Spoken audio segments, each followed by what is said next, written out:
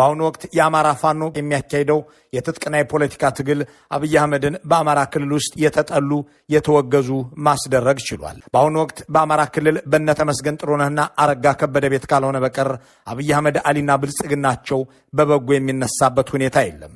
ይህንን ፖለቲካዊ ድል እየመራ ነው የሚባልለት የአማራ ፋኖ የበላይ መሪዎች መካከል አብዛኞቹ የጎጃም ልጆች ናቸው ብሎ ያመነው የአብይ አህመድ አእምሮ ይህ ጎጃም መር የአማራ ኃይል ደግሞ ከትግራይ ጋር ከተባበረ አንድ ሐሙስም የሚሰነብት ስልጣን እንደሌላቸው አሳውቋቸዋል።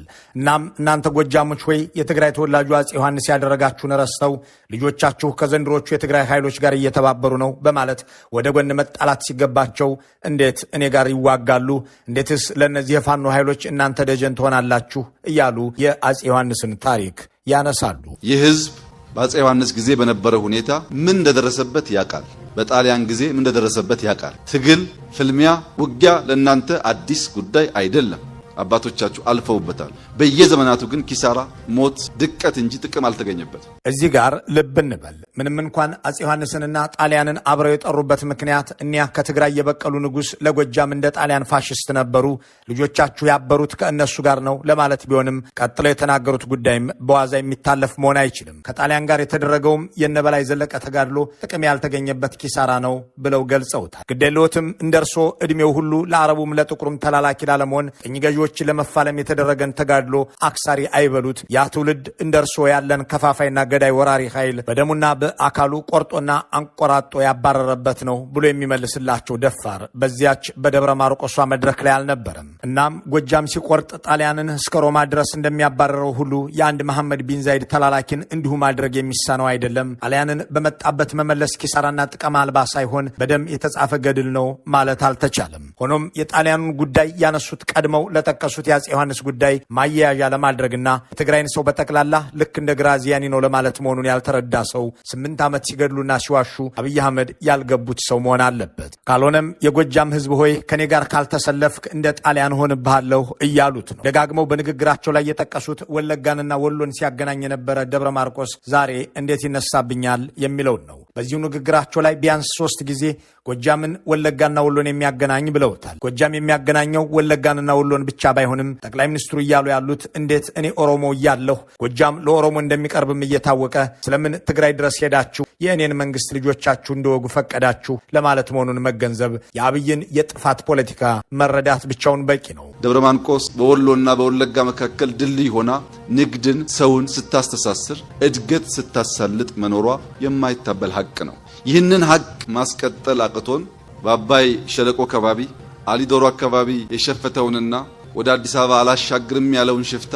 በጋራ ታግለን ማስወገድ ሲገባን ከዚህ ደጀን መሄድ እንዳንችል ተጨማሪ ሽፍቶች ማበራከታችን ተገቢ ጉዳይ አይመስለኝም። ደብረ ማርቆስ ወለጋንና ወሎን ማገናኘት ሲገባት እኔን የሚታገሉ ሰዎች እንዲፈጠሩ ምክንያት ሆነች የሚለው ገለጻ አብይ አህመድ በተለመደው የሴራ መንገዳቸው ያመጡት ጉዳይ ነው። እንዴት የሚለውን እናብራራው። ዛሬም ወለጋና ወሎ እንዳይገናኙ ደብረ ማርቆስም ሆነች ጎጃም እንቅፋት አልሆኑም። በደርግ ዘመን ወለጋ ተወስዶ የሰፈሩ ወሎዮችን የሚጨፈጭፈው የአብይ አህመድና የሽመልስ አብዲሳ ኮሬ ነገኛ እንጂ የጎጃምና የአካባቢው ህዝብ አይደለም። የወሎ አማሮችን ከወለጋ ነቅሎ ያባረረው የደብረ ማርቆስ ህዝብ አሊያም የቢቸና ገበሬ ሳይሆን የነ አራርሳ መርዳሳ ጋቸና ሲርና ነው። ከጎጃም ወደ ወሎ የሚወስደውን በቀደመው መንግስት ዘመን የተሰራውን መንገድ ለ1 ዓመት ተኩል የዘጋጋው መሐመድ ተሰማ የአብይ አህመድ ጦር እንጂ የመርጦ ለማርያም ቄስ አይደለም። እውነታዊ መሆኑ ባይሰወርም ለስውር ሴራቸው ሲሉ ግን አብይ አህመድ ሽፍታ ደባቂ፣ የሽፍታ ደጀን የሚሉት የጎጃም ህዝብ ከትግራይ ከመወዳጀት ይልቅ እሳቸው የኦሮሞ መንግስት ከሚሉትና ደብረ ማርቆስ ላይ ወለጋ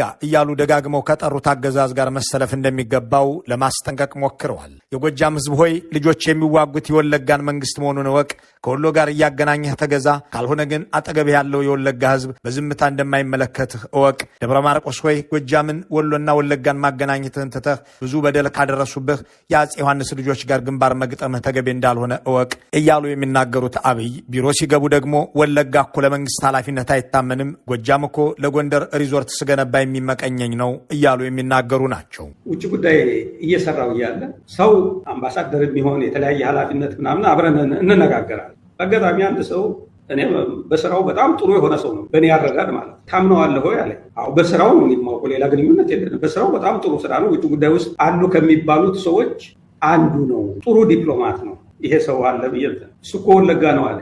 የወለጋን ሰው እንዴት ታምናለህ? የወለጋን ሰው እንዴት ታምናለህ የሚሉ ጠቅላይ ሚኒስትር ናቸው እንግዲህ ወለጋንና ወሎን የሚያገናኝን ጎጃም እያሉ የሚናገሩት። ሴረኛ ንግግራቸውን ለመረመረ ሁሉ የማይሰወረው ነጥብም ያለው እዚህ ጋር የወለጋ ህዝብ ሆይ ጎረቤትህ ጎጃም ከአንተ ይልቅ ሩቅ ተጉዞ ትግራይ የአፄ ዮሐንስን ልጆች እየተወዳጀ ነውና በአይነ ቁራኛ ተከታተለው ለማለትም ጭምር ያለም የሚሆነው ይኸው የጠቅላይ ሚኒስትሩ ንግግር ከዚህ በፊት መንግስት የተነካ ብሎ ከኦሮሚያ ቡራዩና ለገጣፎ ወጣትና አርሶ አደር ወደ አዲስ አበባ እየተመመ ነው ብለው እንደነበር በማስታወስ ይህንን ነጥብ ወደ ኋላ መለስ አድርጎ ያገናኘ ሰው ጠቅላይ ሚኒስትሩ ስለ ወለጋና ጎጃም ጉርብትና እንዲሁም ስለ አፄ ዮሐንስ በደል ሲያነሱ ምንም እያሰቡ እንደሆነ መረዳት አይሳነው። የወለጋን ሰው እንዴት ታምናለህ የሚሉት እኒሁ ጠቅላይ ሚኒስትር ወለጋ ብሄድ ይገድለኛል፣ ያኔ ጅማ ይነሳልኛል በማለት እንዲሁ የመገዳደያ አጀንዳ ሲያቀርቡ ነበር።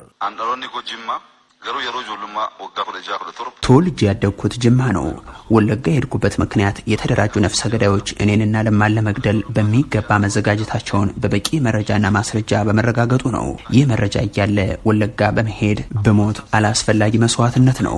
ሲቀጥል ወለጋ ሄጄ በሞት ለኦሮሞ አንድነት ከባድ ችግር ይፈጥራል። ወለጋና ጅማ መካከል፣ ወለጋና ባሌ መካከል፣ ወለጋና ሸዋ መካከል በአንድነቱ ላይ ክፍፍልና ጥርጣሬን ይፈጥራል።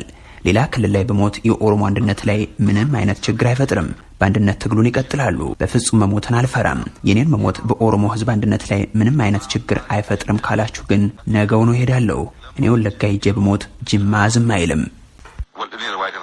አብይ በዞንና በቀበሌ ደረጃ ጸብና ክፍፍል ሲያከፋፍሉ እንዲህ ያሉ ናቸው። ደብረ ማርቆስ ላይ ቆመው ስለ ወለጋና ወሎ ሲናገሩ ስለ አፄ ዮሐንስ ዘመን አንስተውም የቂም ድር ሲጎለጉሉ ለጎጃም በመቆርቆር ሳይሆን ማህበረሰቡ ሰላምም ጎረቤትም ወዳጅም እንዳይኖረው ለማድረግ ነው። ወለጋ ሆይ ጎረቤቶች ጎጃሞች መንግስትህን ሊጥሉብህ ከአፄ ዮሐንስ ልጆች ጋር ትብብር እያደረጉ ነውና ዝም እንዳትል። የጎጃም ህዝብ ሆይ ልጆችህ ከትግራይ ከአፄ ዮሐንስ ልጆች ጋር ሲወዳጁ ዝም አትበል። የደረሰብህን ረሳ ሆይ እያሉ ወዳጅም ጎረቤትም የማሳጣት ፖለቲካ መሆኑ ነው። ወለጋን የማይታመንና ለኦሮሞ አንድነት ጸር አድርገው የተናገሩት አብይ ወሎንና ወለጋን የሚያገናኝ የሚሉትን ጎጃምን ደግሞ ለጎንደር ልማት ልስሰራለት የሚመቀኘኝ ነው ይሉና ጎርጎራን ስሰራ እንዴት ጎንደር ላይ ይገነባል ብሎ የተቆጣኝ እኮ ጎጃሜ እንጂ ኦሮሞ አይደለም የሚል መልእክታቸውን ይናገራሉ። ጎርጎራ እኮ ኢትዮጵያ ውስጥ የለም።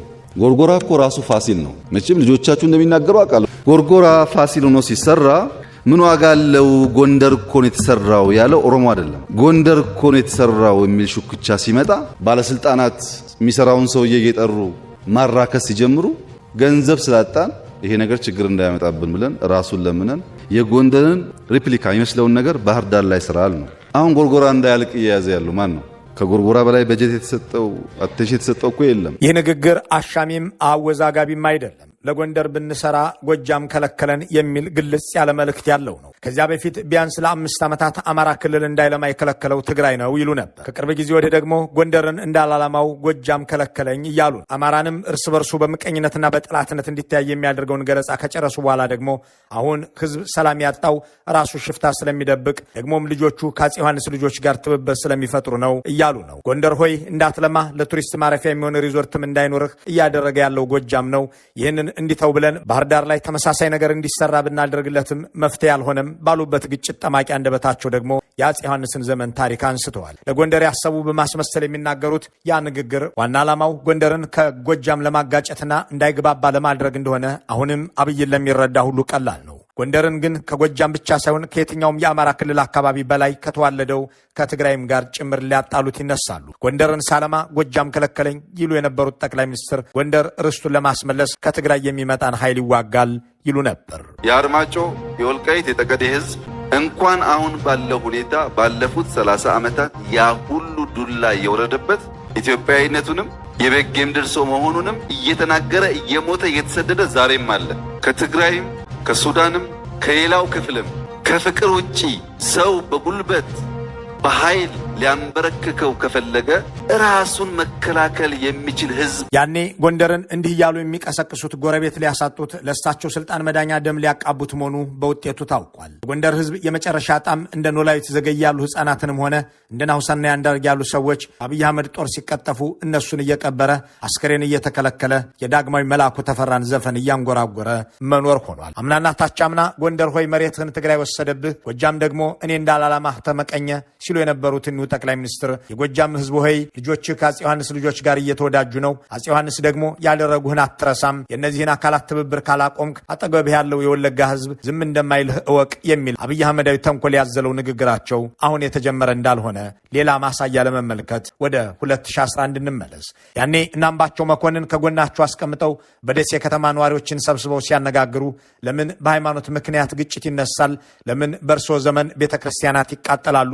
ብለው ሲጠይቋቸው ጠቅላይ ሚኒስትሩ ተበሳጩ። እናንተ ኦርቶዶክሶች በአፄ ዮሐንስ ዘመን ሙስሊሞችን ስትገድሉ ነበር እኮ ብለውም ራሳቸውን ምስክር አድርገው ተናገሩ።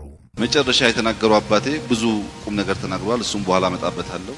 ምንጊዜም ታይቶ ማያቅ ግድያ አሁን ተፈጸመ ብለዋል። አባቴ የቦሩ ሜዳ ታሪክ የሚገልጠው እሱን አይደለም። ኢትዮጵያ ውስጥ ሰዎች በእምነታቸው፣ በብሔራቸው፣ በአስተሳሰባቸው ሲጮቆኑ፣ ሲገረፉ፣ ሲሰደዱ ነበር። አዲስ ታሪክ አይደለም። እኔ ደግሞ ጅማ ስለሆንኩ ብዙ የቦሩ ሜዳ ሰዎች ተሰደው ተመተው እኛ ጋር ስለኖሩ አውቀዋለሁ። ታውቁ በቦሩ ሜዳ ዘመን የተገፉና የተሰደዱ ሰዎች ከኔ ጋር ጅማ አብረው ኖረዋል የሚለው የተለመደውን ቅጥፈት ንግግራቸውን ሲያክሉበት ብቻውን ይህ ጉዳይ ለተንኮል እንደተነገረ መገመት ይቻላል። ከ140 ዓመታት በፊት የተሰደዱ ሰዎች ከኔ ጋር ጅማ አብረው ኖረዋል እንደማለት ያለ ጥንቅቅ ያለ ውሸት የለም። በእርግጥ አብይ አህመድ በጅማ ከተማ 6 ወርም ስለመኖራቸው የሚታወቅ ማስረጃ የለም። ምንም ሆነ ምንም ግን በሃይማኖት ምክንያት መገደል እንዲቆም ይደረግልን የሚልን ጥያቄ እንዲህ ባለ ግጭት አዋላጅ መንገድ የሚመልሱት አንድ የአገር መሪ ናቸው ቢባል አገሩን ምን ያህል ቢጠሉት ነው? ህዝቡንስ ምን ያህል ቢጸየፉት ነው ያስብላል። አብይ አህመድ አሊ ግን በህዝብ መካከል ግጭት ሲቀሰቅሱ ሃይማኖትንና ብሔርን ብቻ አይጠቀሙም፣ አውራጃና ዞንንም እንጂ። አማራና ኦሮሞ እያለ የሚከፋፈል ማንኛውም ሰው ጎጃምና ጎንደር ብሎ መከፋፈሉ አይቀርም። ምስራቅ ጎጃምና ምዕራብ ጎጃም መባባሉ አይቀርም። ጠቅላይ ሚኒስትር አብይ የመግደልና የማጋደል እቅዳቸውን የመከፋፈል ውጥናቸውን የሚያስተዋውቁት እንዲህ ባለ መንገድ